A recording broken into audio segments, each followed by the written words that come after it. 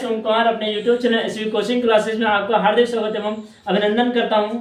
तो आज हम पढ़ेंगे क्लास 12 की फिजिक्स में मोस्ट इंपॉर्टेंट डेरिवेशन, जो कि आपके एग्जाम में हर बार पूछा ही जाता है। ठीक है, तो मैंने डेरिवेशन लिख रखा है। मैंने क्या लिखा है? समानांतर प्लेट की संधारित्र की धारिता का व्यंजक ज्ञात करना। ठीक है, जो कि आपका मोस्ट इंपॉर्टेंट डेरिवेशन है। अगर आप इसको अच्छे से पढ़ के जाते हैं तो आप इसको एग्जाम में मिस ये मिलेगा ही मिलेगा। ठीक है, देखिए ये डेरिवेशन है। इसके बाद में वीडियो बनाएंगे तो उसमें भी आपको इंपॉर्टेंट डेरिवेशन बताएंगे। ठीक है, तो मैं देखिए सबसे पहले मैंने दो प्लेटें ले ली हैं, एक x दूसरी y, और दोनों को मैंने d दूरी पर रख दिया है। ठीक है, और दोनों का जो क्षेत्रफल है वो कैपिटल A हो जाएगा। फिर मैंने क्या किया है? प्लेट y को पृथ्वी से मैंने जोड़ दिया है, जिसके कारण प्लेट x पर प्लस क्यू आवेश उत्पन्न हो जाता है, और इसी के कारण प्लेट y पर माइनस क्यू आवेश प्रेरण के द्वारा उत्पन्न हो जाता है। यही मैंने डायग्राम में इतना लिख रखा है। तो आइए देखते हैं। लिखा मैंने,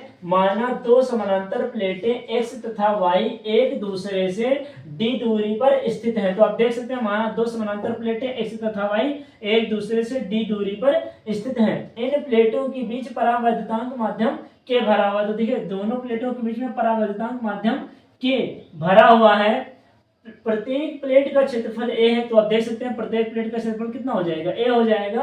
प्लेट y को पृथ्वी से जोड़ दिया गया है, इस प्लेट y को पृथ्वी से जोड़ दिया गया है। फिर क्या है? तथा प्लेट x को प्लस क्यू आवेश दिया गया। तो आप देख सकते हैं प्लेट x को प्लस क्यू, ये देखिए प्लेट x को प्लस क्यू आवेश दिया गया है, जिसके कारण प्रेरण द्वारा प्लेट y पर माइनस क्यू आवेश उत्पन्न हो जाता है, जिसके कारण प्रेरण द्वारा प्लेट y पर माइनस क्यू आवेश उत्पन्न हो जाता है। ठीक है, ये इतना डायग्राम में था और ये मैंने आपको लिखा दिया। ठीक है, अब देखिए क्या करना है आगे। तो आप लिखेंगे दो समानांतर प्लेट के बीच उत्पन्न वैद्युत क्षेत्र की तीव्रता। फार्मूला क्या होता है? E बराबर सिग्मा अपॉन में एप्सिलॉन के। ठीक है, ये होता है। अब यहाँ से सिग्मा बराबर क्या होता है? तो सिग्मा बराबर होता है क्यू अपॉन में ए। ठीक है, और सिग्मा होता क्या है? वैसे अगर कोई पूछ ले सिग्मा क्या होता है तो आप क्या बताओगे? सिग्मा होता है आपका आवेश पृष्ठ घनत्व होता है। ठीक है, अब इसी का मान उठा के अब यहाँ रखेंगे तो कितना आ जाएगा? E बराबर सिग्मा की जगह रखेंगे तो क्या हो जाएगा? क्यू अपॉन में ए और बटे में एप्सिलॉन के। तो इसको अगर सही से लिखें तो कितना हो जाएगा? E बराबर ये आ जाएगा क्यू एप्सिलॉन के ए हो जाएगा ना। अच्छा यहाँ ये हो जाएगा क्यू और ये हो जाएगा के, इसका मल्टीप्लाई करेंगे कितना हो जाएगा? एप्सिलॉन के ए हो जाएगा। इसको मान लीजिए समीकरण आप समीकरण 1 मान लीजिए। ठीक है, ये समीकरण हमारी 1 आ गई। ठीक है, तो आप इतना स्क्रीनशॉट ले लीजिए, फिर हम आगे प्रोसेस शुरू करते हैं। ठीक है,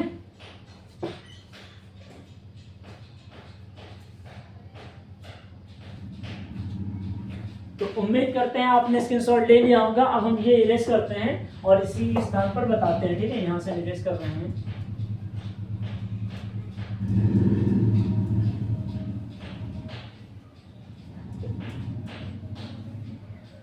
देखिए क्या करना है अब आगे। हाँ, तो ये हो गया E बराबर क्यू अपॉन में एप्सिलॉन के ए, समीकरण 2 हो गई। ठीक है, अब हमें E का मान पता चल गया है। अब हम क्या लिखेंगे? यहाँ पे लिखेंगे वैद्युत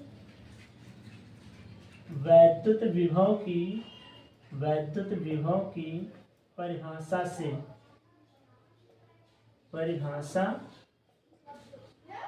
है ना। ये लिखेंगे, इतना ये नहीं लिखना है, परिभाषा से। तो अब ये क्या होता है? वैद्युत विभव V बराबर क्या होता है? Formula E into D. ठीक है, E इंटू डी होता है, ये फार्मूला होता है E इंटू डी। ठीक है, इसको मान लीजिए समीकरण 2। अब क्या करेंगे? समीकरण 1 का मान यहाँ पे रख दीजिए। लिखेंगे समीकरण 1 का मान 2 में रखने पर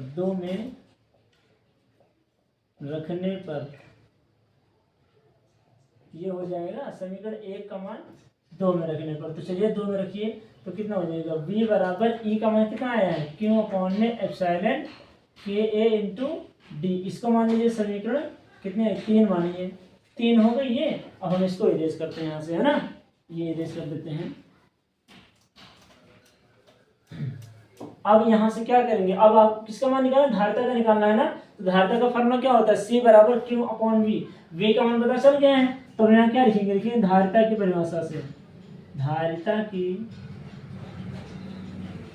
परिभाषा से परिभाषा से।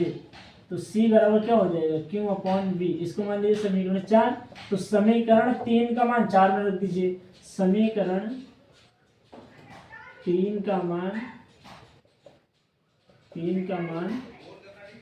4 में रखने पर, ठीक है। तो C बराबर, यहाँ लिखिए C बराबर Q और V का मान कितना है, Q अपॉन में एप्सिलॉन KA इंटू डी। तो Q से Q खत्म हो जाएगा, तो क्या आएगा, C बराबर आपका आ जाएगा एप्सिलॉन KA अपॉन में डी। ये आपका हो जाएगा। और यहाँ से जब आप K का बराबर 1 रख देंगे तो कितना आ जाएगा, C बराबर एप्सिलॉन A अपॉन में डी, दूसरा ये आ जाएगा, ठीक है। तो ये रहा आपका समांतर प्लेट के संधारित्र की धारिता के लिए व्यंजक, ठीक है। मैंने आपको बहुत ही अच्छे तरीके से और बहुत ही कम शब्दों में आपको बताने की कोशिश की है, ताकि आप अपने एग्जाम में अच्छे नंबर प्राप्त कर सकें, ठीक है। और उम्मीद करते हैं कि ये आपको डेरिवेशन समझ में आया होगा, और ये इंपॉर्टेंट डेरिवेशन मैं बार बार कह रहा हूँ, ठीक है। इसको अच्छे से पढ़ लीजिएगा, ठीक है। तो चलिए मिलते हैं नेक्स्ट वीडियो में। उम्मीद करते हैं कि जो मैंने आपको समझाया है ना, और समझाया है तो वो आपको समझ आया होगा, ठीक है। तो चलिए मिलते हैं नेक्स्ट वीडियो में, और उम्मीद करते हैं कि आप अच्छे से पढ़ रहे होंगे। तो आप लोगों से कहना है कि आप हमारे इस वीडियो को और इस चैनल को ज़्यादा से ज़्यादा लोगों तक लाइक करिए, शेयर करिए और सब्सक्राइब करिए। मिलते हैं नेक्स्ट वीडियो में। Thanks for watching this video.